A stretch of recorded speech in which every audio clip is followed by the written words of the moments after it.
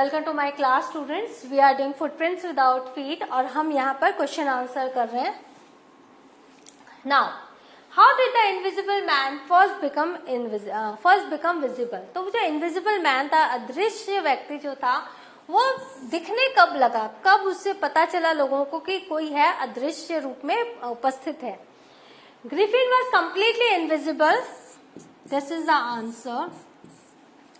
Griffin was completely invisible until he happened to step in some mud. तो जो Griffin था वो पूरी तरह अदृश्य था जब तक कि वो मिट्टी के ऊपर अपने पांव न रखे, which caused him to leave footprints as he walked। तो उससे क्या होता था कि जब वो चलता था तो उसके फुटप्रिंट्स, पैरों की छाप जो है मिट्टी पे पड़ती थी। His footprints were seen by two boys। तो ये जो फुटप्रिंट्स था वो दो लड़कों ने देखा। Who followed him as long as the prints were seen। तो वो उस प्रिंट्स को फॉलो कर रहे थे जब तक कि वो दिख रहे थे। On getting rid of them, तो उन दोनों लड़कों से पीछा छुड़ाने के लिए he went into a big London store. वो बहुत बड़े लंदन स्टोर में पहुंच गया। To put on some warm clothes, ताकि वो थोड़े गर्म कपड़े पहन सके, क्योंकि वो मिड जनवरी का महीना था और बहुत ठंडी हवा चल रही थी। After the store was shut, अब वो तो इनविजिबल था, वो तो अंदर चला गया, लेकिन जब स्टोर बंद हो गया, he got dressed by putting on shoes and overcoat and a wide brimmed hat। तो जैसे ही उधर डोर, वो जो शॉप है वो बंद हुई, उसने क्या किया, शू पहना, ओवरकोट पहना, बड़े ब्रिम वाला हैट पहना, और दिस मेड हिम विजिबल। और उससे क्या हुआ, वो विजिबल हो गया। और वहीं पर उसने खाना खाया और सो गया। जब दूसरे दिन उसकी आंख खुली, he was visible to the people who came to work at the store the next day। तो नेक्स्ट डे मॉर्निंग में जब लोग आए स्टोर में वापस, तो उन्होंने उसको सोया हुआ पाया, क्योंकि वो पूरा दिख रहा था। Now why was he wandering the street? तो वो रास्ते पे घूम क्यों रहा था। Griffin was a lawless person। जो ग्रिफिन जो था वो लॉलेस पर्सन था। उसको कोई भी कानून, कोई भी नियम मानना उसके लिए जरूरी नहीं था। His landlord disliked him and tried to get rid of him। In revenge he set fire to the house। तो वो जिस मकान में रहता था वहाँ के लैंडलॉर्ड उसको पसंद नहीं करते थे और उसको निकालना चाहते थे। तो गुस्से में उसने क्या किया, उस घर को ही आग लगा दी। He had to remove his clothes to be invisible। और पुलिस से बचने के लिए वो इनविजिबल होना पड़ेगा, तो उसको उसके लिए कपड़े उतारने पड़ेंगे। तो उसने अपने सारे कपड़े उतार दिए ताकि वो इनविजिबल हो सके। This was why he had become a homeless wanderer। और इस तरह से वो बिना घर के हो गया, बेघर हो गया और इधर उधर घूम रहा था, विदाउट क्लोथ्स एंड मनी, बिना कपड़े और बिना रुपयों के। ना page 28। Why does Mrs. Hall find the scientist eccentric? तो मिसेस हॉल को ये जो साइंटिस्ट था थोड़ा सनकी क्यों लगा, eccentric. The arrival of a stranger at an inn in winter was in itself a strange occurrence। तो जाड़े में आइपिंग के उस सराय में अगर कोई पहुंचता है तो वो अपने आप में एक बहुत अजूबा था, स्ट्रेंज ऑकरेंस था। ये जो ऑकरेंस था, इवेंट था, बहुत ही स्ट्रेंज था। In addition the stranger had an uncommon appearance. और उसके साथ साथ जो आया था स्ट्रेंजर, वो बड़े ही अजीबोगरीब वेशभूषा में आया था। उसने अपने पूरे मुंह में बैंडेज बांध रखा था। And spite of Mrs Hall's attempts to be friendly, और मिसेस हॉल ने काफी प्रयास किया उसके साथ फ्रेंडली होने का। He would respond in a cold manner, लेकिन वो बहुत ठंडे तरीके से जवाब देता था। He told her that he had no desire to talk. वो कहता था कि मुझे बात करने की इच्छा नहीं है। And that all he wanted was solitude. और वो सिर्फ शांति, अकेलापन चाहता है। He did not wish to be disturbed in his work. और वो अपने काम में किसी प्रकार की डिस्टर्बेंस नहीं चाहता था। For all these reasons, she regarded him as an eccentric scientist। तो यही सब कारणों के कारण मिसेस हॉल उसे एक सनकी साइंटिस्ट समझती थी। What curious episode occurs in the study? तो स्टडी में क्या हुआ, ऐसा क्या क्यूरियस, ऐसा क्या अजूबा, एक क्या हुआ। A clergyman and his wife are awakened by noises in the study very early in the morning। तो वो स्टडी किसकी थी, क्लर्जीमैन और उसकी वाइफ की। तो अचानक से बहुत सुबह उनको कुछ आवाजें सुनाई पड़ने लगी स्टडी से। A clergyman and his wife are awakened by noises in the study very early in the morning। तो बहुत सुबह क्या हुआ कि जो क्लर्जीमैन और उनकी जो वाइफ थी वो कुछ आवाजों से जग गए जो कि उनकी स्टडी में हो रहा था। creeping downstairs, जब वो नीचे आए सीढ़ी से उतरे, they heard the chink of money being taken from the clergyman's desk. तो उन्होंने रुपयों की खनखनाहट की आवाज सुनी कि जो कि उनके डेस्क से निकाले जा रहे थे. He and his wife looked under the desk and behind the curtain. तो उन्होंने डेस्क के नीचे देखा, पर्दे के पीछे देखा, and even up the chimney, chimney के ऊपर भी देखा. There wasn't a sign of anybody. वहां तो किसी का कोई साइन ही नहीं था, कोई वहां पर उपस्थित है, ये कुछ लक्षण ही नहीं थे. Yet the desk had been open, लेकिन डेस्क ओपन था. And the housekeeping money was missing. और जो रुपये उन्होंने हाउसकीपिंग के लिए रख रखे थे वो गायब थे. तो किसका काम था? समझ गए, इनविजिबल मैन का.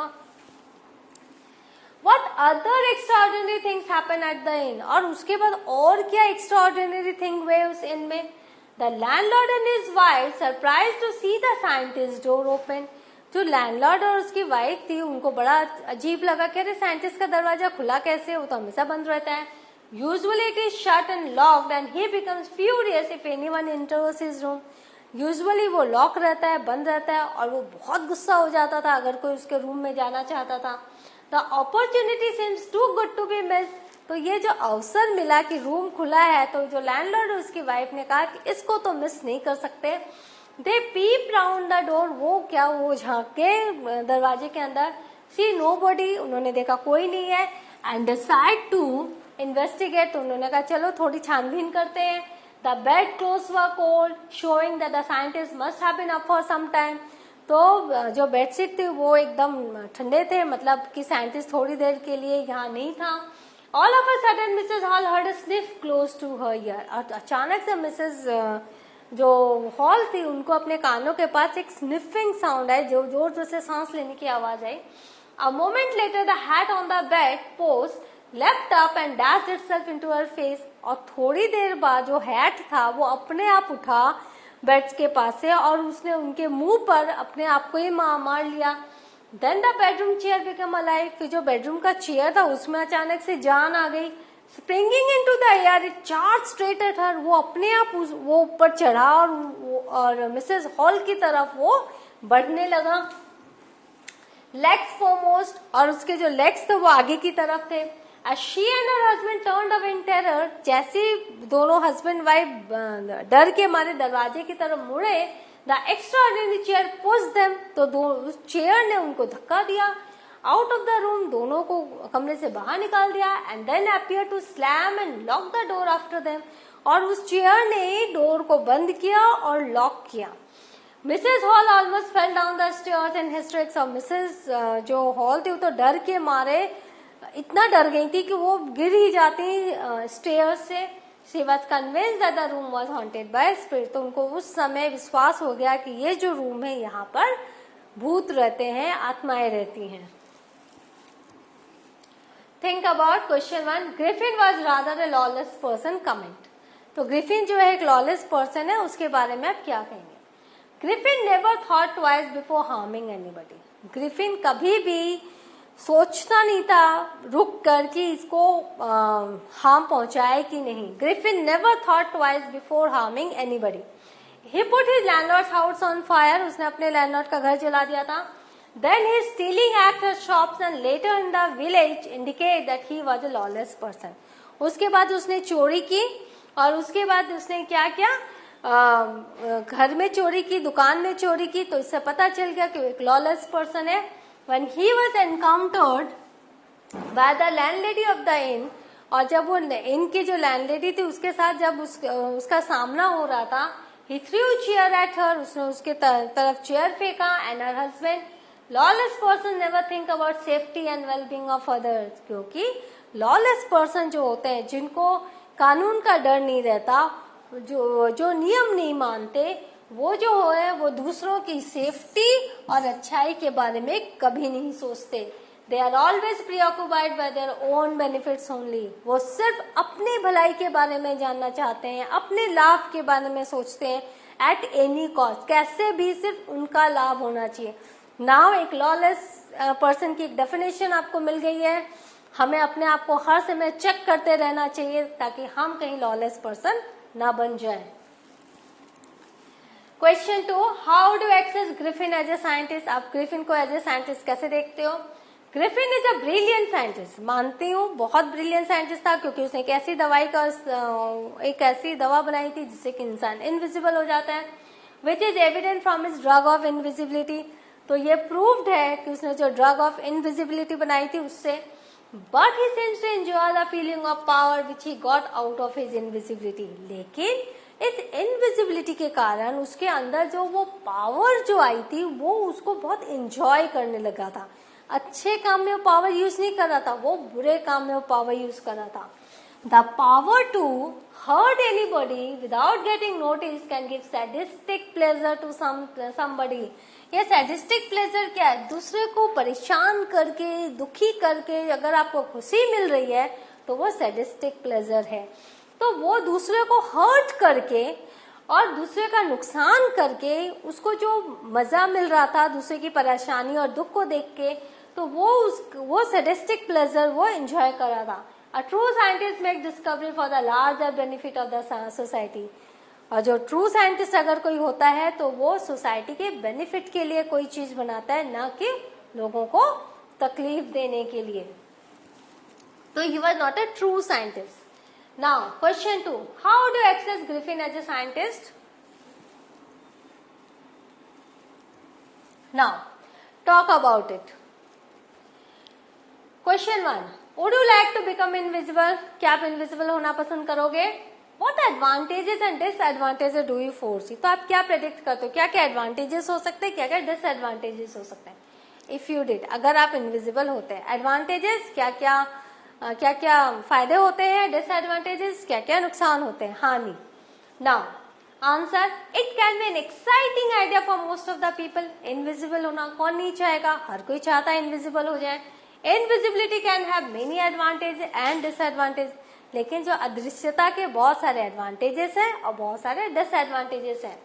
Like Griffin, invisibility may mean a licence to do all kinds of crime without getting caught. लेकिन अगर ग्रिफिन की तरह हम सोचे तो ग्रिफिन के लिए इनविजिबिलिटी क्या था?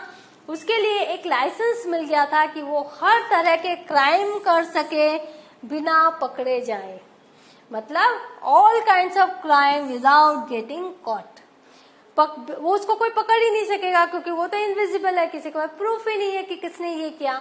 तो उसके लिए इनविजिबिलिटी का मतलब ये है, उसको सैडिस्टिक प्लेजर मिलता है।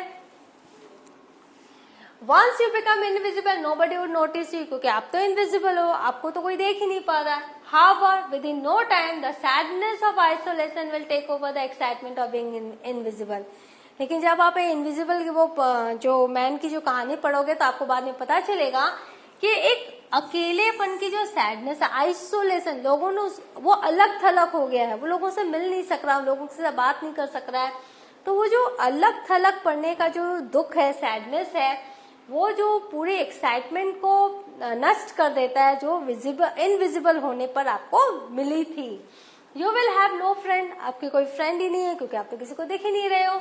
You will tend to behave like the eccentric scientist in this story। और फिर आप क्या करोगे, ऐसे बिहेव करने लग जाओगे जैसे कि सनकी जो साइंटिस्ट था वो क्या करता था, वो लोगों को तो वो पीछे से वार करता था, चोरी करता था और वो किसी से मिल ही नहीं पाता था क्योंकि वो कपड़े पहनता था तो ही वो दिखता था लोगों को।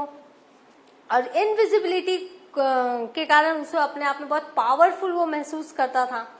तो इस तरह से इस जो इनविजिबिलिटी है उसके एडवांटेजेस भी हैं और डिसएडवांटेजेस भी हैं। Question 2, are there forces around us that are invisible? क्या हमारे आसपास कोई ऐसी शक्ति है जो इनविजिबल है?